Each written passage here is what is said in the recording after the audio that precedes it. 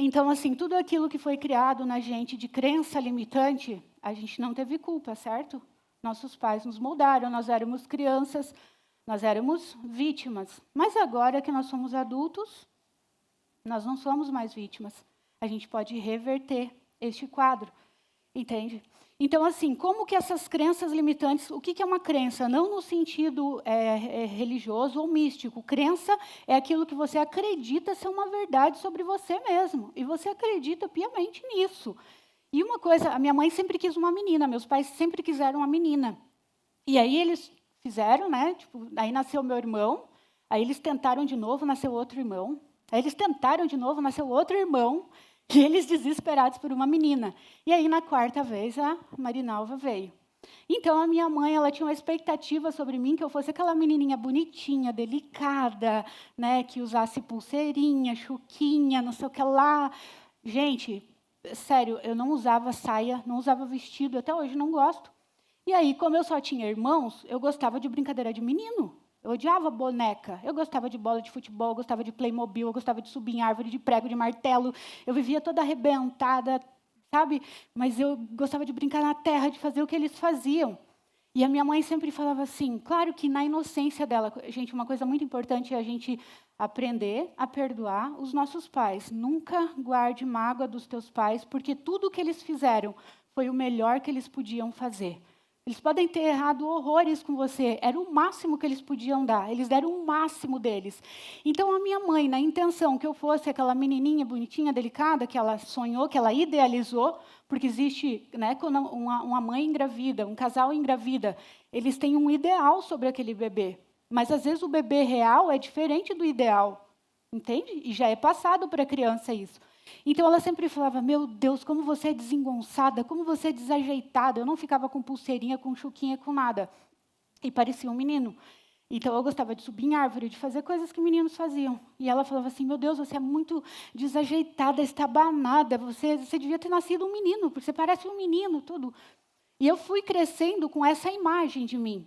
Eu me via toda desengonçada, toda estabanada como um menino. E aí, quando eu fui ficando adolescente, eu comecei a desfilar com 12 anos. Né?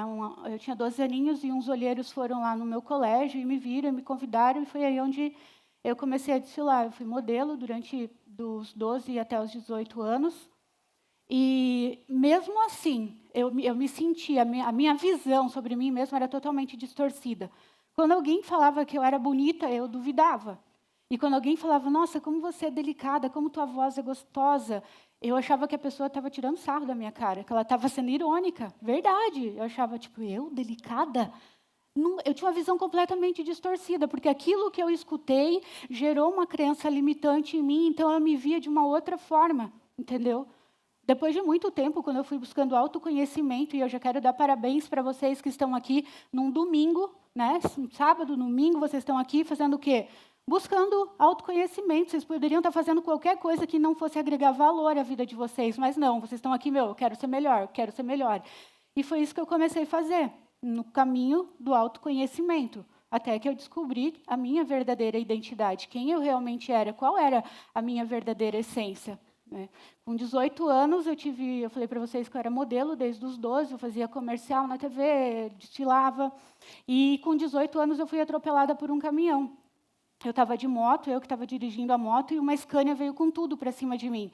Minha amiga estava na garupa, a gente estava voltando de um show, era um sábado à noite, e a minha amiga só gritou, Mário, caminhão! E quando eu olhei, uma Scania, sabe o que é Scania? Aqueles caminhões gigantescos, assim, vindo com tudo.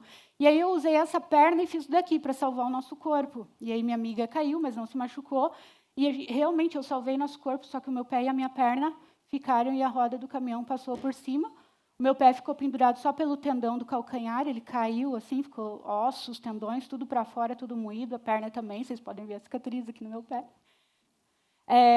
Então, eu passei quase um ano sem andar, de cadeira de rodas, de muleta, passei por 13 cirurgias, enxerto. Só que esse tempo, gente, quando eu cheguei no hospital, eu nunca tinha tido assim, uma vida de espiritualidade, sabe? E, às vezes, algumas coisas acontecem na vida da gente. De tempo em tempo, a vida nos dá oportunidades para a gente acordar.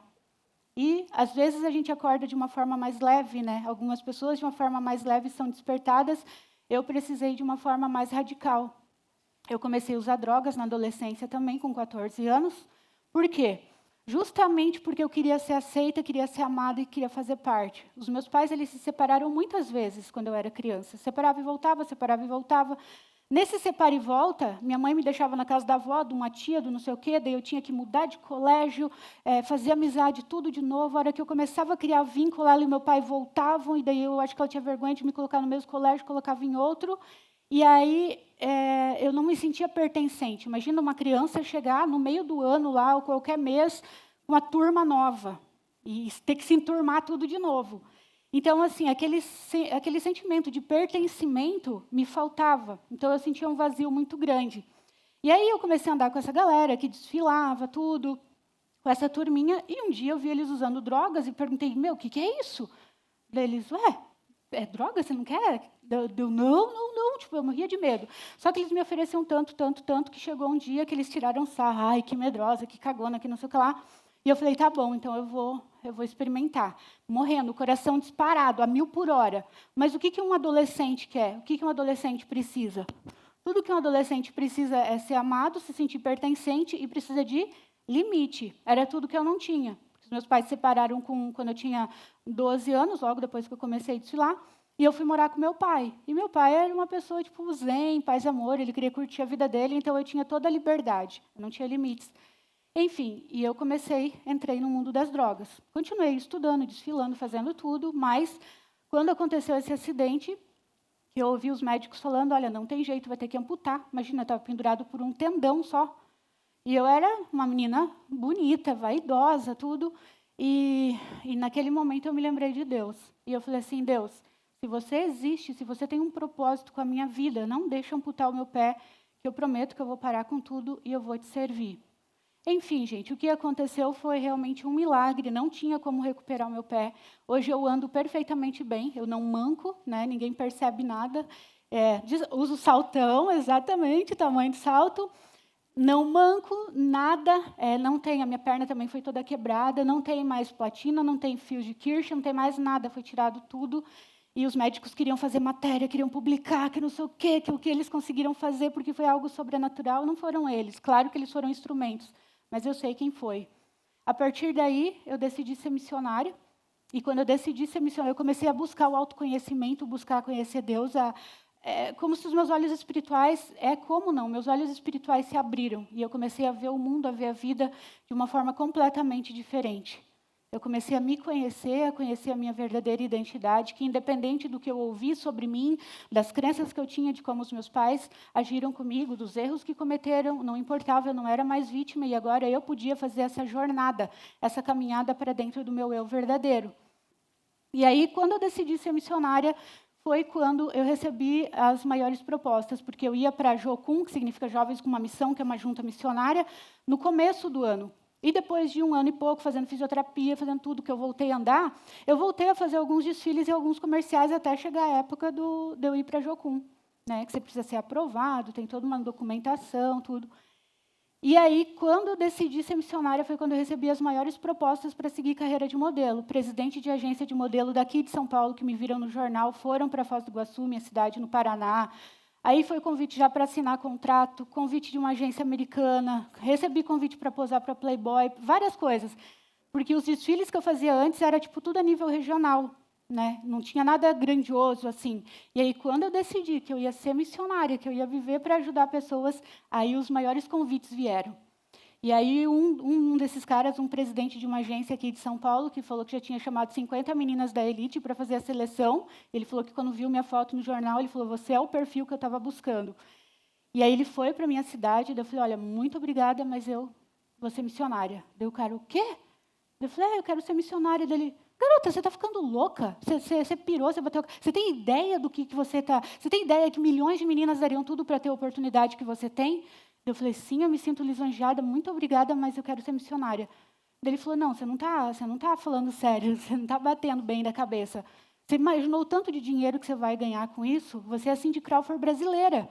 Na época, a modelo número 1 do país era a Cindy Crawford, que tinha até a pinta. Alguém conhece a Cindy Crawford aqui? Aí, você é a Cindy Crawford brasileira, você está louca e tal. Eu falei, não. Enfim, gente, eu renunciei todos os convites. Eu fui para a Jocum para lavar banheiro, para limpar estábulo, cocô de vaca lá. Eu tinha calo na minha mão, da enxada, de carpir, de arear panela, até virar espelho, mas eu queria viver algo mais profundo, algo...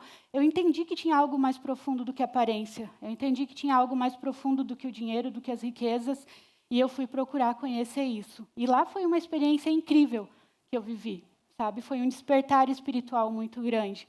E depois disso foi que eu fiz psicologia, psicanálise e todos os outros cursos. Mas eu preferi encontrar esse meu eu verdadeiro, que se eu não tivesse feito essa escolha que eu fiz, talvez eu não chegaria. Algumas pessoas me perguntam, você não se arrepende, Mari, de você ter abandonado a carreira de modelo? Tipo, era algo que eu amava passarela, mas não, eu não me arrependo. Amo a pessoa que eu me tornei hoje. E eu não teria, talvez, me tornado se eu não tivesse feito essas renúncias.